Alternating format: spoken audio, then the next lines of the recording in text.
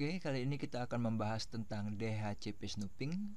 DHCP snooping itu merupakan sistem keamanan pada switch layer 2 yang dimana sistem keamanan tersebut memiliki fitur dalam memblok unauthorized DHCP server atau rogue DHCP server dalam melakukan tugasnya mendistribusikan IP address kepada setiap klien yang terhubung dengan switch.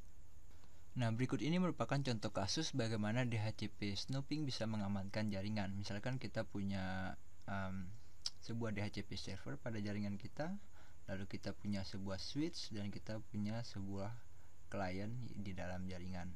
Nah, ketika pertama kali klien ini dihidupkan, dia akan melakukan yang namanya DHCP discover dan paketnya akan dikirimkan ke switch dan switch akan melanjutkannya ke DHCP server. Lalu DHCP server akan memberikan IP address melalui paket over ke PC seperti ini. Nah, jika kondisinya seperti ini, maka si PC ini dalam kondisi aman. Oke, dalam kondisi aman. Permasalahan yang muncul adalah misalkan contoh kasusnya begini. Misalkan jam kantornya sudah habis, kemudian si PC ini dimatikan, dan ketika dia dimatikan pada malam hari, ada penyerang yang memasang DHCP server baru di dalam jaringan tersebut. Nah, kalau misalnya kasusnya seperti ini, maka ketika pagi harinya, ketika PC ini pertama kali dihidupkan, dia akan melakukan yang namanya paket DHCP discover juga. Nah, si switchnya akan meneruskan ke dua belah sisinya, ke sisi DHCP server yang asli dan ke sisi DHCP server yang baru dibuat.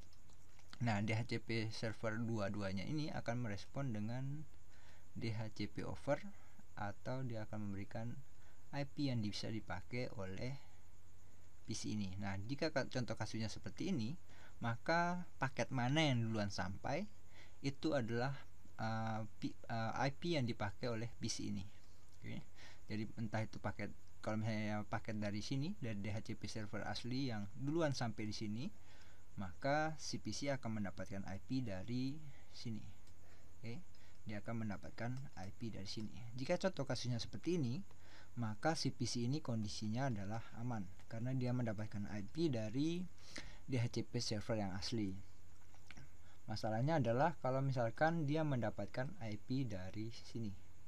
Oke, kalau dia bisa mendapatkan IP dari sini misalkan, maka si PC ini rentan terkena serangan hacker. Yang pertama, kemungkinan dia bisa mendapatkan DOS atau denial of service, dimana misalkan si DHCP server ini tidak disetting dengan baik gateway-nya, maka si PC ini tidak bisa mengakses internet atau tidak bisa mengakses server database tertentu. Itu yang pertama.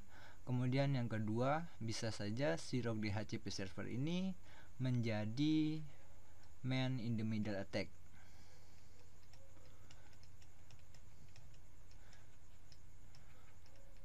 Middle, yang artinya bahwa si DHCP server ini yang juga merupakan PC dapat mengamati setiap lalu lintas jaringan yang digunakan oleh PC ini.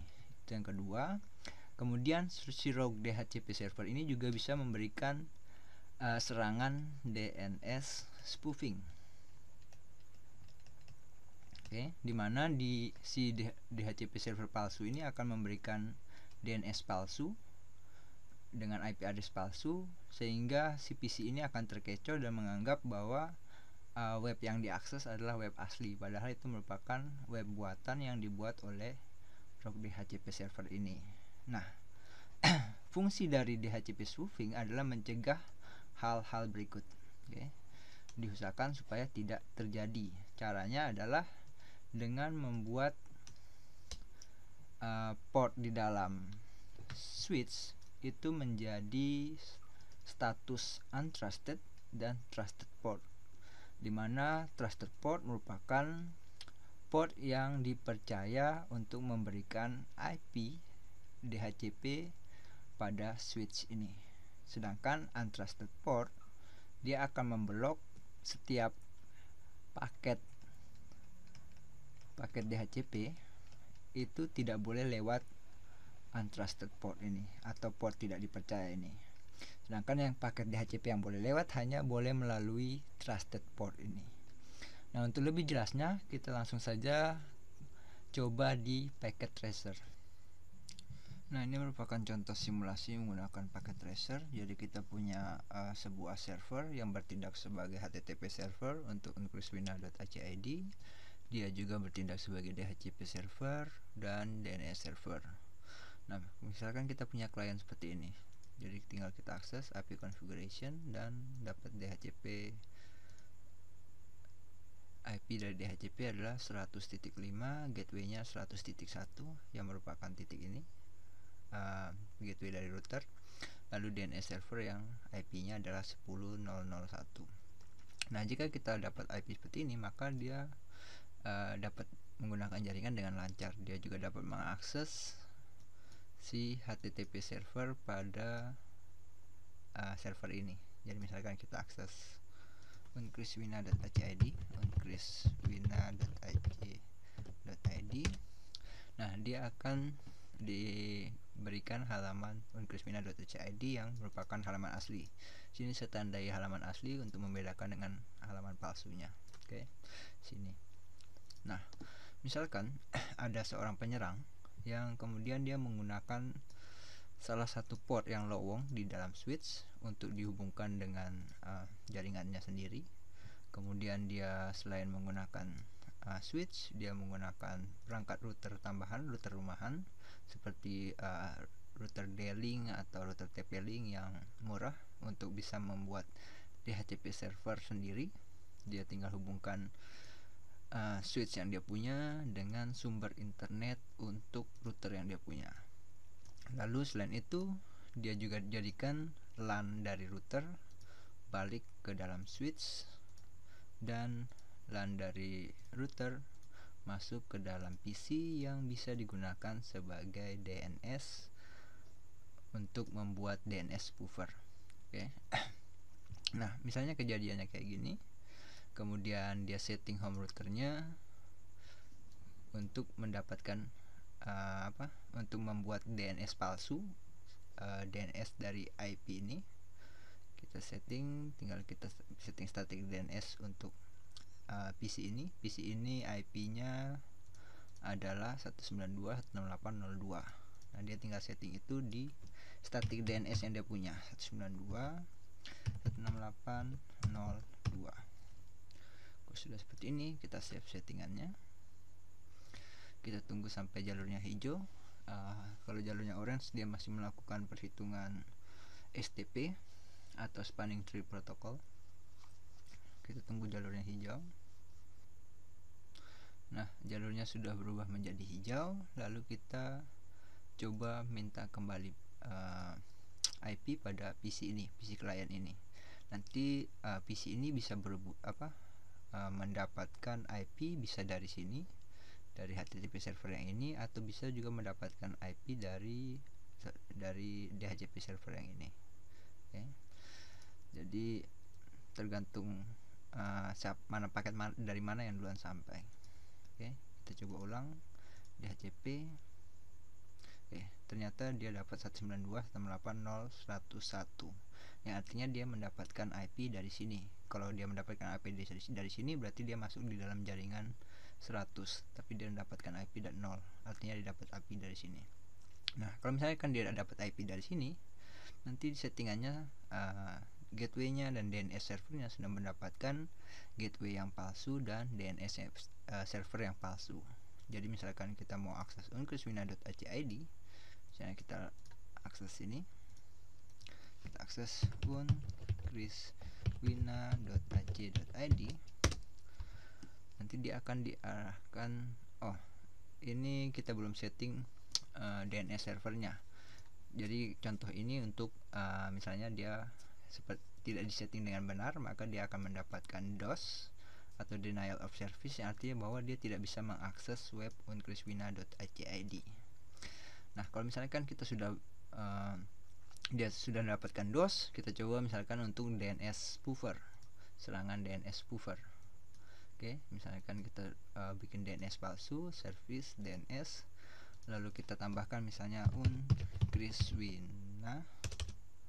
wina.ac.id, lalu kita masukkan IP dari ini, server yang ini 192.168.0.2, lalu kita on dan add. Nah, dia sudah mendapatkan unkriswina.ac.id sudah mendapatkan IP address server ini. Jadi kalau misalnya kita akses unkriswina.ac.id, nah dia masuknya ke server ini. Oke. Itu contoh dari DNS spoofer, yang artinya bahwa dia bisa dialihkan ke halaman palsu. Setelah dialihkan ke halaman palsu, si pembuat halaman palsu tinggal bikin tombol login ini untuk dialihkan ke halaman yang sebenarnya. Tapi sebelum itu dicatat dulu username si orang yang menggunakan ini dan password orang yang menggunakan ini. Oke, dicatat dulu baru nanti dialihkan supaya orang ini jangan curiga. Oke, itu contohnya. Nah, jika dia mendapatkan IP dari router ini, secara fisik dia terhubung dengan switch yang ini secara fisik. Oke. Secara fisik dia bentuknya seperti ini. Oke. Nah, tapi secara logik atau secara logika dalam pengiriman data, maka si PC yang ini itu merupakan klien dari router ini. Jadi kalau dilihat secara fisik seperti ini, sedangkan kalau dilihat secara logik maka modelnya adalah seperti ini. Oke, yang artinya bahwa si router ini juga bertindak sebagai man in the middle, artinya bahwa setiap paket yang melewati jalurnya dia atau setiap alamat data yang diakses oleh PC ini menggunakan jaringan, si router ini bisa baca. Oke, itu adalah man in the middle attack.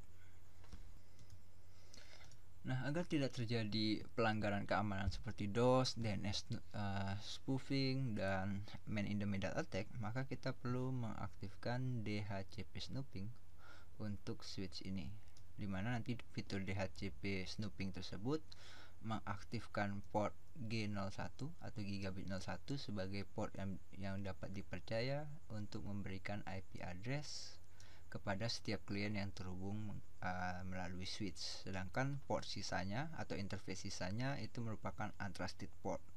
Nah, secara default ketika kita mengaktifkan fitur DHCP snooping, secara default semua port itu dianggap sebagai port yang tidak bisa dipercaya atau untrusted port. Nah, kita tinggal memilih salah satu port atau beberapa port yang bisa digunakan sebagai jalur DHCP server memberikan IP. Dalam contoh kasus ini, maka jalur tersebut adalah gigabit 01. Jadi kita mesti setting gigabit 01 sebagai trusted port untuk DHCP snooping. Caranya adalah kita masuk di command line interface, lalu kita masuk di interface gigabit 01. Jadi enable, lalu configure terminal, lalu interface G01. Untuk mengaktifkan DHCP snooping, kita tinggal pakai perintah IP DHCP snooping lalu perintah trust. Perintah ini digunakan untuk setting interface gigabit 01 sebagai trusted port. Oke, trust. Kalau sudah kita setting trust, maka kita perlu mengaktifkan DHCP snooping pada mode global config. Jadi exit satu kali. Di sini kita pakai perintah IP DHCP snooping. Nah, kalau kita aktifkan seperti ini, maka DHCP snooping berlaku global, artinya semua VLAN bisa menggunakan IP DHCP snooping ini. Kita juga bisa setting per VLAN. Caranya adalah IP DHCP snooping lalu VLAN, misalkan VLAN 1 dan 10. Oke, kayak gini, maka hanya VLAN 1 DHCP server itu hanya bisa memberikan IP untuk VLAN 1 dan VLAN 10. Sedangkan kalau misalnya mau beberapa VLAN sekaligus, misalnya dari 1 sampai 100, maka 1 garis datar 100. Maka port ini dipercaya untuk memberikan IP dari VLAN 1 sampai 100 kayak gitu. Tapi kalau misalnya mau berlaku global, berarti tinggal pakai perintah IP DHCP snooping. IP DHCP snooping. Oke. Nah, kita tinggal lihat nih settingannya. Ini sudah dipercaya, yang lainnya tidak dipercaya. Apakah dia masih bisa mendapatkan IP dari sini atau tidak? Kita coba beberapa kali. Misalnya kita coba 3 kali. Jadi kita coba DHCP. Oke, dia mendapatkan IP 100, artinya dari jalur ini. Kita coba lagi. Oke, dia masih mendapatkan jalur 100.9, tadi 100.10, berarti masih dari sini. Coba lagi. Oke, 100.8 sekarang, masih jalur dari sini.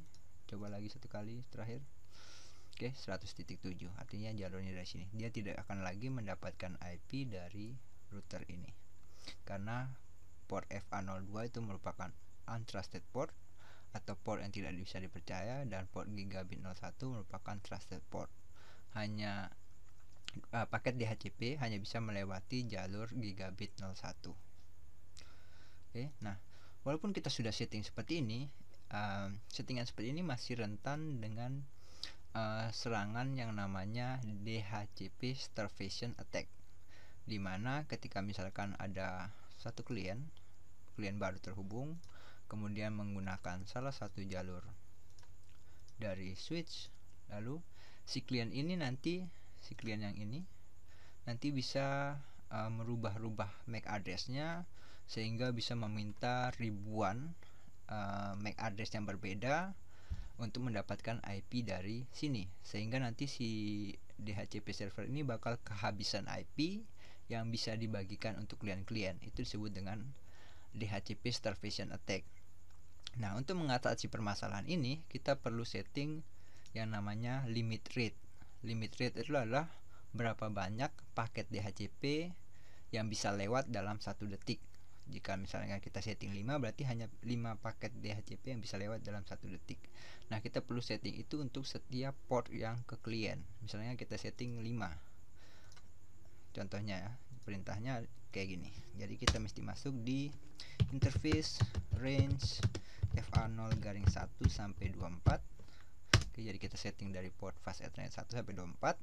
Maka kita setting IP DHCP snooping, kemudian limit rate 5. Artinya untuk port fast Ethernet 01 sampai 24 dalam 1 detik hanya boleh 5 paket DHCP yang lewat. Jika lebih dari itu maka dianggap pelanggaran, dan portnya nanti bisa sesuai dengan settingan port security, bisa dimatikan atau tidak bisa lagi paket DHCP lewat. Oke, setting seperti ini nanti dia lebih aman dibandingkan kita tidak memberikan limit.